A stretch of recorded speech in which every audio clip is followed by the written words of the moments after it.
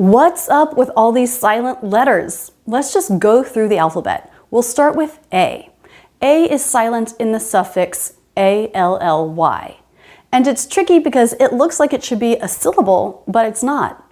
Logically, not logically, just logically, typically, logically, typically, radically. Every time you see A-L-L-Y at the end of a word, the A is silent. No, sorry, that would be too simple. Vocally is not vocally. It is 3 syllables. Legally is not legally. It's 3 syllables. So how do you know by looking? Well, you don't. This is what truly makes American English hard, but many of the words with A-L-L-Y at the ending have a silent A. B. Now there are some clearer rules here, thankfully. We don't pronounce B after M. Climb, dumb, bomb, comb, thumb. All of these end in the M sound. If I did pronounce the B, it would sound like this. Climb, climb. But that's not right, it's climb. Oh great, every time you see M followed by B, the B is silent. No. That's not actually true. As you get into longer words, you'll have to be a little bit more aware. For example, amber. The M is at the end of the first syllable, and the B is at the beginning of the second syllable. We do pronounce both the M and the B. Amber. Amber. Say that with me. Amber. Amber is like a stone, but I don't think it actually is a stone. It's used a lot in jewelry. It's also a word to describe this color. It's also a name for women, amber. We also have ambivalent, ambassador, akimbo. Arms akimbo is when your arms are like this. Bent, akimbo. These are all examples of B not silent after M because it's in a different syllable. Ambivalent, ambassador, akimbo. There's another case where the B is silent. When it comes before a T. Debt, subtle, doubt. No B sound in any of these words. Debt, subtle, doubt. What about this rule? Always? Is a B before a T always silent? No. In longer words, you'll find lots of exceptions. For example, a compound word, where the first word ends in B and the next word begins in T, like bobtail. Bobtail. It's not ba-tail. Bobtail. We do say that B. Also with prefixes that end in a B, like OB and SUB. Obtain. B is not silent. Subtotal. B is not silent. The letter C. It's silent in the state name Connecticut. This middle C is silent. We don't say it at all. Connecticut. It can be silent after S, like in muscle, scissors, scent, fascinating, or seen. But it's not always silent, like in scatter or script. And sometimes it goes in a different direction and becomes an SH after S, like in the word conscience or luscious. You know, let's stop and think about this for a second. Every rule we've studied, there's an exception. So why study the rule? What we're doing here is going over fairly common words with a silent letter. American English pronunciation is not generally rule-oriented, so you have to learn the pronunciation of words individually. But it is useful to be exposed to these general rules in these common words that have a silent letter, so you can start learning them. I had a student once who lived in the US, and he worked at a seafood restaurant. And he didn't know that the L in salmon was silent. How would he if he'd never learned that or been taught that before? So what we're doing here is exposing you to these silent letters, and also making sure you're aware that these rules are not absolute rules that can be applied in every situation. Okay, let's get to D. We have Wednesday. There's no rule here about why the D is silent, it just is in this word. It's also silent in handsome, in the word sandwich. If you look that up in a dictionary, you would see the D sound. but it's actually never pronounced that way. So Wednesday, handsome. The dictionary says no D.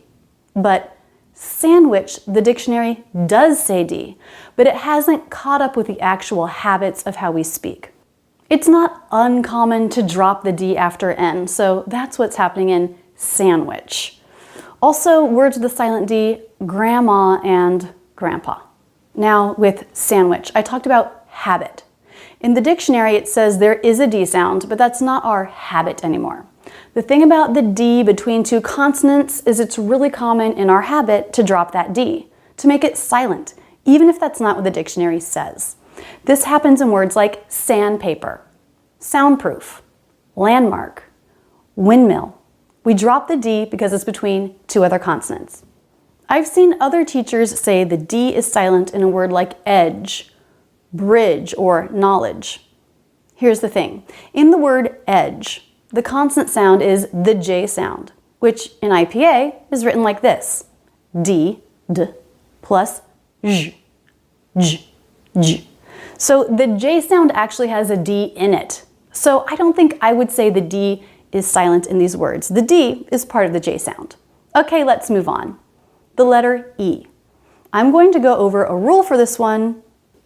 This rule is taught quite a bit, so you're probably already familiar with it. Quite a bit. The word quite. I'm not saying a sound for the letter E on the end of that word, am I? Quite, quite. The word ends with the T sound. Quite. But if I take away the E in that spelling, I have a different word. Quit. So the ending E can affect the vowel before the final consonant. It makes it longer. Quit. I vowel versus quite. I diphthong. Two sounds.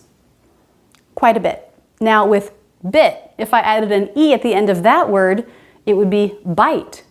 Again, the T is the final sound. The extra E doesn't add an extra sound at the end, but it does change the vowel to a longer vowel sound. Bite, bit.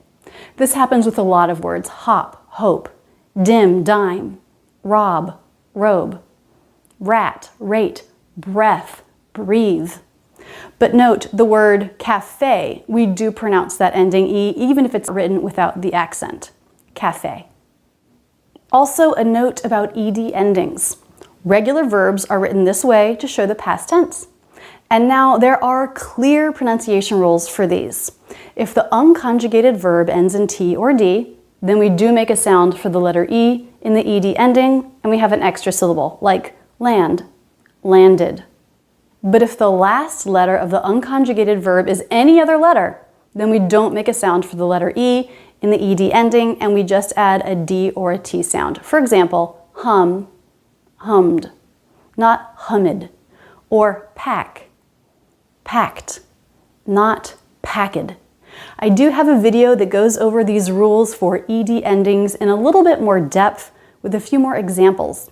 So click here if you're interested or see the link in the video description. The letter F. Okay, this letter is almost never silent, but actually the Merriam-Webster dictionary does give the primary pronunciation of fifth with a silent F in the middle. Fifth. That's how I say it. Just the first F sound, I vowel, and TH at the end. Fifth. The letter G. This is silent when a word begins with a GN. Gnome, gnat, gnaw. Also GN at the end of a word. Design, sign, rain, foreign, assign, campaign. Also GNE like champagne, cologne. You know, I did some looking and I didn't see any exceptions to these rules. Wouldn't that be neat if we found a rule with no exceptions?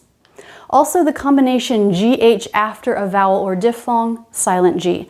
Daughter, bright, though, thigh, way, dough, ate.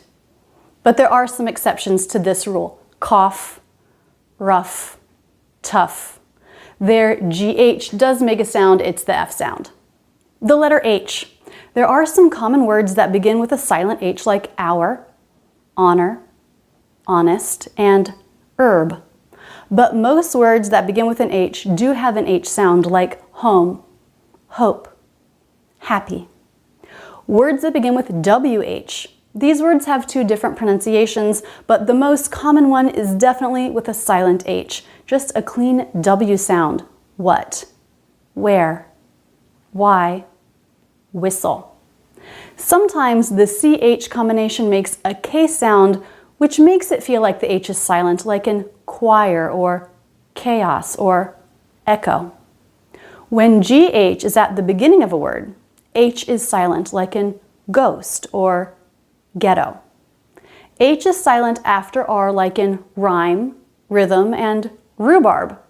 But this rule doesn't work in compound words where the sounds are in two separate syllables, like overheard or bear hug, or in the word perhaps. There, both sounds are pronounced. Perhaps. Perhaps this is a good time to take a minute, take a break, and let all this silence set in.